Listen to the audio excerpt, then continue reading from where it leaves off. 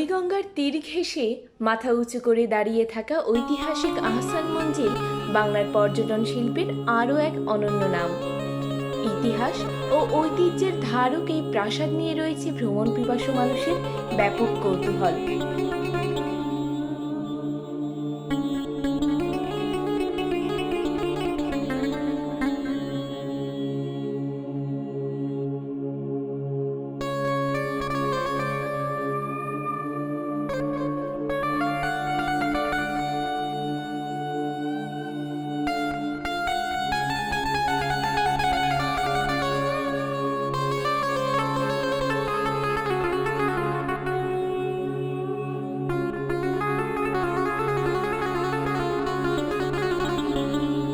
ঢাকা নবাব পরিবারের আদি পুরুষের পরিচয় ও তাদের বাংলাদেশে আগমন সম্পর্কে বিভিন্ন ইতিহাসবিদ ও লেখকদের মধ্যে মতানৈক্য পরিলক্ষিত হয়। তবে এ বিষয়ে সবাই একমত, এই পরিবারের প্রতিষ্ঠাতা কাশ্মীর থেকে এদেশে এসেছিলেন। বিদেশি লেখকের রচনা ছাড়াও নবাব পরিবারের ইতিহাস সম্পর্কে বেশ কিছু মৌলিক তথ্য পাওয়া যায় এই পরিবারের দুটি লেখকের দুটি গ্রন্থে।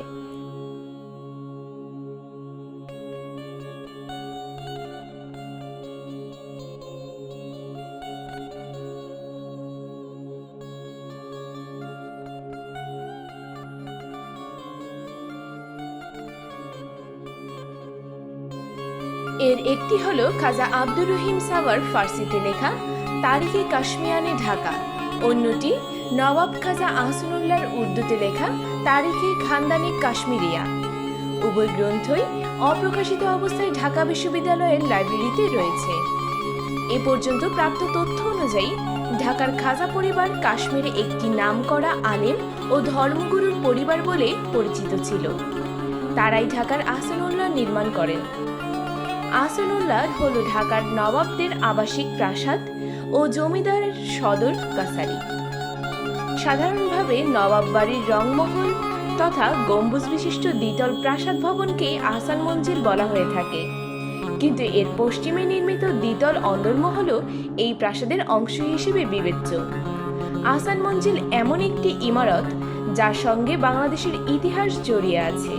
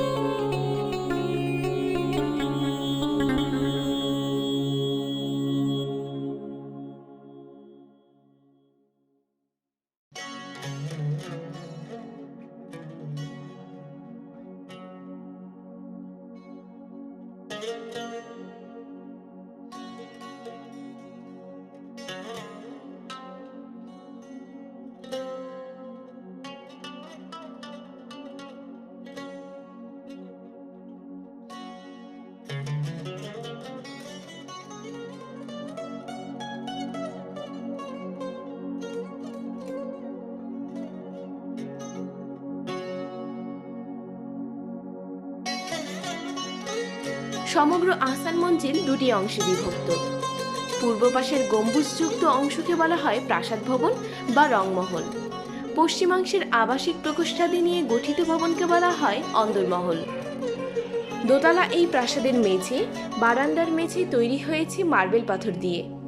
প্রাসাদের ভেতরে রয়েছে খাবার ঘর, জলসা ঘর, দরবার হল, লাইব্রেরি এবং বিলিয়ার্ড খেলাঘর। প্রাসাদের দ্বিতীয় তলায় আছে অতিথিদের থাকার ঘর, বৈঠকখানা, নাচঘর সহ আরও কিছু থাকার ঘর। প্রাসাদের ঠিক সামনে রয়েছে বিশাল বাগান সহ সবুজ মাঠ। বলা হয়ে থাকে আহসান মঞ্জিল ঢাকা শহরের প্রথম ইট পাথরের ভবন। 1859 খ্রিস্টাব্দে আহসান মঞ্জিলের নির্মাণ কাজ শুরু হয় এবং শেষ হয় 1872 খ্রিস্টাব্দে।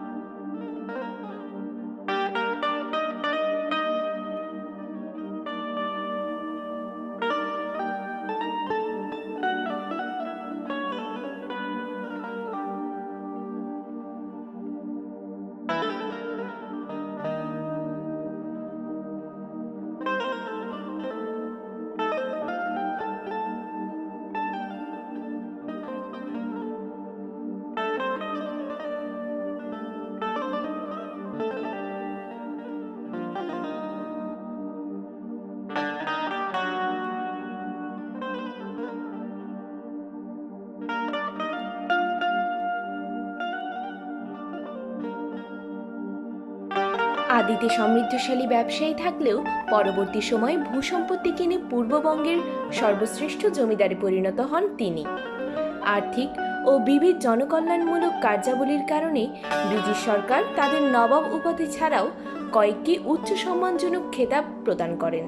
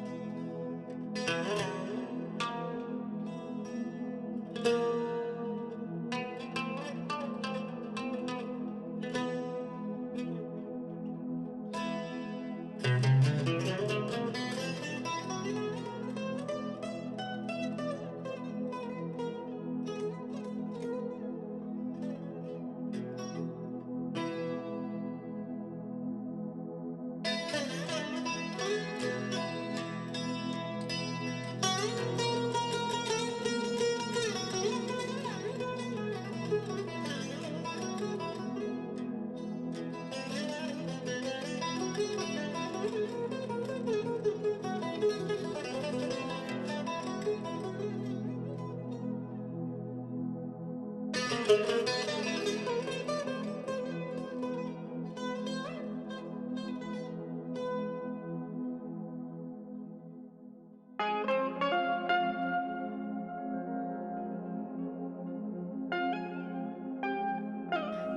নবাবদের নানাবিধ জনকল্যাণমূলক কাজের কেন্দ্রবিন্দু ছিল এই প্রাসাদ ভবন।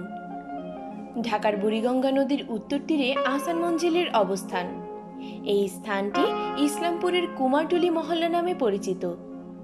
প্রাক মুঘল সুলতানি আমলে সাধারণত বাসিন্দাদের পেশা অনুযায়ী এলাকার নামকরণ করা হতো।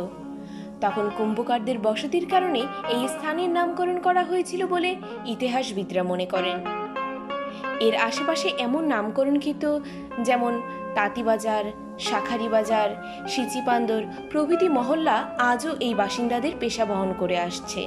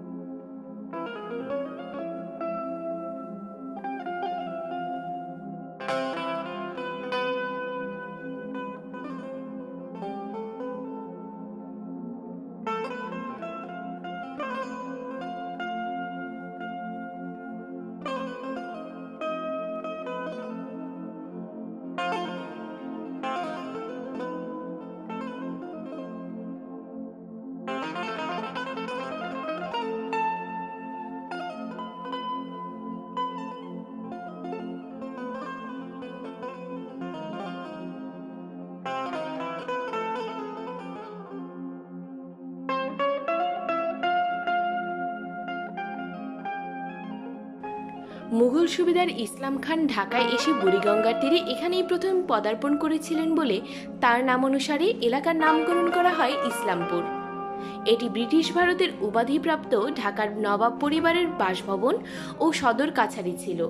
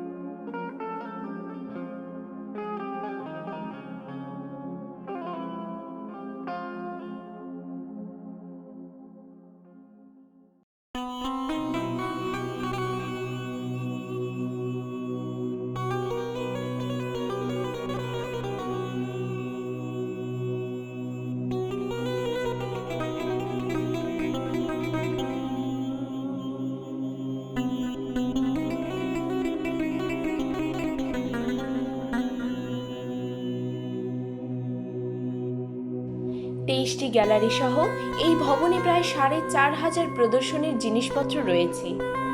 আহসান মঞ্জিল জাদুঘরে প্রদর্শনের জন্য আছে নবাব আমলের ডাইনিং রুম, নবাবদের ব্যবহৃত বড় বড় আয়না, আলমারি, সিন্দুক, কাঁচ ও চীনামাটির থালাবাসন, নবাবদের অতি বিশ্বস্ত হাতির মাথার কঙ্কাল, গজদন্ত সহ নবাব আমলের বিভিন্ন ধরনের অলঙ্কৃত রূপা ও ক্রিস্টালের তৈরি চেয়ার টেবিল, বিভিন্ন ধরনের তৈলচিত্র, ফুলদানি, আতরদানি, পানদান, নবাবদের ড্রয়িং রুম, নাচঘর, সোনা ও রূপার তারজালির কাজ করা আহসান মঞ্জিলের মডেল।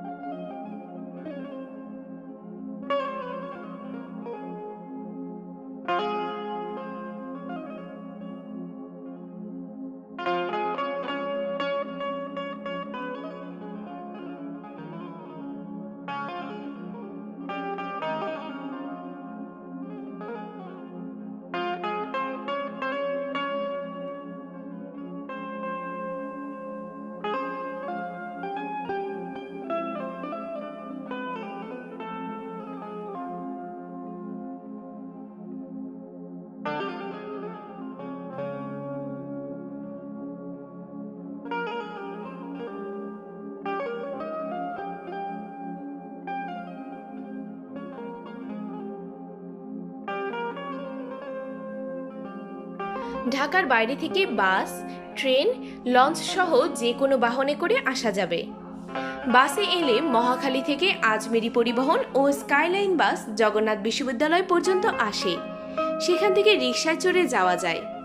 গাবতলী থেকে 7 নম্বর ও সাভার পরিবহন আসে। জগন্নাথ বিশ্ববিদ্যালয় পর্যন্ত এতে করে যাওয়া যাবে, তারপর রিকশায় চড়ে যেতে হবে। সায়দাবাদ থেকে বেছে নিতে পারেন রিকশা অথবা উবার। ট্রেনে এলে কমলাপুর থেকে উবার বা রিকশায় করে যাওয়া যায়। লঞ্চে এলে সদরঘাট টার্মিনাল থেকে 10 মিনিটের হাঁটার দূরত্বে আহসান মঞ্জিল। চাইলে যে কেউ এখান থেকে হেঁটেও যেতে পারেন।